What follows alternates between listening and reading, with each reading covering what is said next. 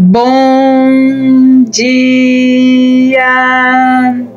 Estamos de volta com as nossas reflexões matinais. Venham as águas. Nós estamos meditando no Evangelho de João e hoje nós vamos entrar no capítulo 9.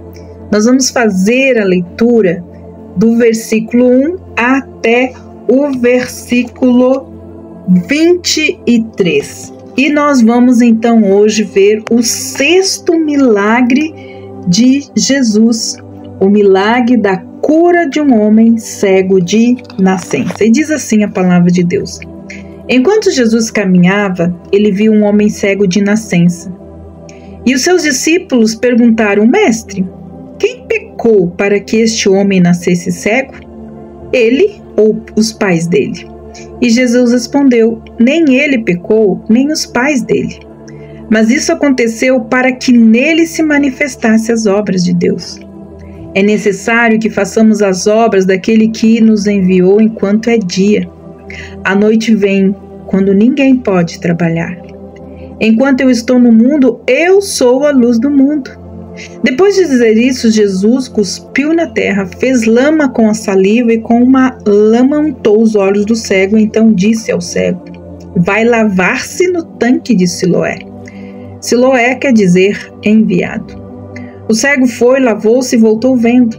Então os vizinhos e os entes que o conheciam de vista como mendigo perguntaram: não é este aquele que ficava sentado pedindo esmolas? Uns diziam: é ele, outros: não, mas se parece com ele. E o homem dizia: sou eu. Então lhe perguntaram: como foram abertos os seus olhos? E ele respondeu: o homem chamado Jesus fez lama, passou nos meus olhos e disse: vá ao tanque de Siloé e lave-se. Então eu fui, lavei-me e estou vendo. E eles perguntaram: aonde está ele? Respondeu: eu não sei. Levaram então os fariseus aquele que antes era cego. E era sábado o dia que Jesus fez a lama e abriu os seus olhos. Então os fariseus lhe perguntaram outra vez como podia ver, e ele respondeu: ele pôs lama sobre os meus olhos, lavei-me e estou vendo. Por isso alguns fariseus diziam: este homem não é de Deus, porque não guarda o sábado. Mas os outros diziam: como pode um homem pecador fazer sinais como estes? E houve divisão entre eles. De novo perguntaram ao cego: o que você diz a respeito dele, uma vez que lhe abriu os olhos? E ele respondeu: é um profeta. Os judeus não acreditavam que ele tinha sido cego e agora podia ver, enquanto fizeram então chamar os pais dele. E lhe perguntaram: este é o filho de vocês que vocês dizem que nasceu cego? Como é que agora ele está vendo? Então os pais responderam: sabemos que este é nosso filho e que ele nasceu cego, mas não sabemos como agora ele está vendo. E também não sabemos quem lhe abriu os olhos. Perguntem a ele, pois já tem idade e poderá falar por si mesmo. Os pais dele disseram isso porque estavam com medo dos judeus, pois estes já tinham combinado que se alguém confessasse que Jesus era o Cristo, seria expulso da sinagoga. Foi por isso que os pais dele disseram: ele já tem idade e poderá falar por si mesmo. Este episódio, ele pode ter acontecido quando Jesus estava na área do templo. Ou ele também pode ter ocorrido algum tempo depois dos eventos que aconteceram no capítulo 8, como nós vimos. É o registro de que este homem era cego de nascença para mostrar a desesperança da sua condição e a maravilha do milagre de quem lhe deu a vista. Os discípulos fizeram uma pergunta um tanto estranha. Queriam saber se a cegueira fora causada pelos próprios pecados do homem ou pelos pecados dos pais. Como poderia a cegueira ser causada por seus próprios pecados se ele havia nascido cego? Será que acreditavam em alguma forma de reencarnação ou crença de que a alma de um morto retorna à terra com um novo corpo? Ou sugeriram que ele poderia ter nascido cego por causa dos pecados que Deus sabia que ele cometeria depois do seu nascimento? É claro que eles pensavam que a cegueira estava diretamente ligado ao pecado da família. Sabemos que isso não é necessariamente assim, embora a doença, sofrimento e morte tenham vindo ao mundo basicamente como resultado do pecado. Não é verdade que em todo caso particular a pessoa sofre por causa do pecado que cometeu. Jesus não quis dizer que o homem não pecou, ou que seus pais não pecaram. Antes quis dizer que a cegueira não era resultado direto do pecado em sua vida. Deus permitiu que esse homem nascesse cego a fim de que ele se tornasse uma forma de manifestar as obras poderosas de Deus. Antes de o homem nascer, o Senhor Jesus sabia que ele daria vista àqueles olhos cegos. O Salvador compreendeu que ele tinha 3 anos de ministério público antes de ser crucificado. Cada momento, então, nesse tempo, deveria ser gasto no serviço de Deus, uma forma extraordinária e miraculosa de levar glória a Deus. Aqui estava um homem cego desde o nascimento e o Senhor Jesus deveria realizar um milagre da cura nele, mesmo sendo um sábado. O tempo do seu ministério público logo acabaria e ele não mais estaria então na terra. Este é um solene lembrete para cada cristão. O dia de vida está passando. Olha, e está passando rapidamente. E a noite se aproxima. Quando o nosso serviço na terra cessará então para sempre. Portanto, devemos usar o tempo que nos é dado para servir o Senhor satisfatoriamente. Quando Jesus estava no mundo como homem, ele era a luz do mundo de maneira como evidente e especial. Enquanto ele estava realizando milagres e ensinando o povo, eles viram então a luz do mundo ante os seus próprios olhos. O Senhor Jesus ainda é a luz do mundo, e todo aquele que vem a Ele tem as promessas de que não andarão na escuridão. Entretanto, nesse versículo, o Senhor estava falando particularmente do seu ministério público aqui na terra. Não nos é dito que Jesus misturou a terra e saliva e pôs nos olhos do cego? Alguns têm sugerido que o homem não tinha os globos oculares e que o Senhor Jesus simplesmente os criou.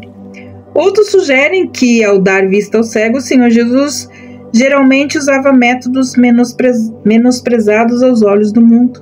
Ele usava as coisas fracas, insignificantes, na realização dos seus propósitos. Ainda hoje, a fim de dar visão aos espiritualmente cegos, Deus usa homens e mulheres feitos do pó da terra, como eu e você. O Senhor invocou a fé do cego na operação ao mandá-lo ir lavar-se então, aonde? No tanque de Siloé. Embora fosse cego, ele provavelmente sabia a localização do tanque e era capaz de fazer como o Senhor dissera. As Escrituras mencionam que a palavra Siloé significa enviado. Talvez isso seja uma referência ao Messias, o enviado. Aquele que estava realizando esse milagre era aquele que tinha sido enviado ao mundo por Deus Pai. O cego foi e lavou-se no tanque e recebeu a visão. Não é um caso de restauração de vista, porque ele nunca havia visto anteriormente. O milagre foi instantâneo e o homem foi capaz de usar os olhos de imediato. Que surpresa deleitável deve ter sido para ele ver pela primeira vez o mundo em que vivia. Os vizinhos, os homens, estavam espantados. Eles dificilmente poderiam crer que aquele era o mesmo homem que tinha visto assentado pedindo esmola. E que agora, de maneira miraculosa, também era uma pessoa salva. Nossos vizinhos deveriam ser capazes de notar a diferença em nós. Uns insistiriam em que era o mesmo homem. Outros, não tendo tanta certeza, estavam apenas inclinados a admitir que houvesse uma certa semelhança. Mas o homem removeu todas as dúvidas, declarando que era ele que havia nascido cego. Sempre que Jesus operava um milagre, provocava todo tipo de dúvida no coração dos homens. Frequentemente, essas questões davam ao crente uma oportunidade de testemunhar para o Senhor. Aqui as pessoas perguntavam ao homem como tudo acontecera. Seu testemunho foi simples, mas foi convincente. Ele relatou os fatos de sua cura, dando crédito àquele que tinha operado o milagre. Nesse momento, o homem não percebeu que o Senhor Jesus era. Ele simplesmente se referiu a ele como um homem chamado Jesus. Mais tarde, o conhecimento do homem aumentou e ele veio a saber quem Jesus era. Quando testemunhamos a respeito do Senhor Jesus Cristo, frequentemente criamos um desejo no coração dos outros de conhecê-lo também. Aparentemente aqui, com sincero entusiasmo por causa do milagre, alguns dos judeus levaram cego aos fariseus. Talvez não percebessem como os líderes religiosos se ressentiram com o fato de o homem ter sido curado no sábado. Jesus tinha realizado o milagre no sábado. Os fariseus críticos não compreenderam que Deus nunca pretendeu que o sábado impedisse um ato de misericórdia e de benignidade. O homem teve outra oportunidade para testemunhar de Jesus. Então, quando os fariseus lhe perguntaram como ele recuperara a vista, ouviram a simples história uma vez mais. O homem não mencionou o nome de Jesus aqui, provavelmente não porque estivesse com medo de fazê-lo, mas porque percebeu que todos sabiam que quem tinha feito essa obra poderosa. Pois agora o Senhor Jesus era bem conhecido em Jerusalém. Agora outra dissensão surgiu sobre quem Jesus era. Alguns dos fariseus declararam atrevidamente que Jesus não poderia ser um homem divino porque ele tinha quebrado o sábado. Outros argumentaram que um homem pecador não poderia operar um milagre tão maravilhoso. Jesus frequentemente causava divisão entre o povo. Os homens eram forçados a escolher sempre um dos dois lados, com ele ou contra ele. Os fariseus perguntaram ao cego o que ele pensava de Jesus. Até agora não tinham percebido que Jesus era Deus, mas sua fé tinha crescido a tal ponto que eles estavam prontos a admitir que era um profeta. Ele cria que aquele que lhe dera a visão fora enviado por Deus e tinha então uma mensagem divina. Muitos dos judeus estavam ali relutantes em crer que o milagre tinha sido realizado. Então chamaram os pais do homem para ver o que diria. Quem saberia melhor os pais se a criança tinha nascido sem vista? Certamente seu testemunho seria decisivo. Assim, os fariseus interrogam se era filho deles e também como receber a vista. Já o testemunho dos pais foi muito concreto. Aquele era o filho deles, sim, e sabiam pelos anos de sofrimento que ele sempre fora cego, mas estavam relutantes em prosseguir. Não sabiam como a sua vista fora restaurada ou quem foi a pessoa que o restaurou. Eles enviaram os fariseus de volta ao filho e ele poderia então falar de si mesmo. O versículo 22 apresenta o temor dos pais. Eles tinham ouvido que qualquer homem que confessasse que Jesus era o Messias seria expulso da sinagoga. Essa excomunhão era um problema muito sério para alguns judeus.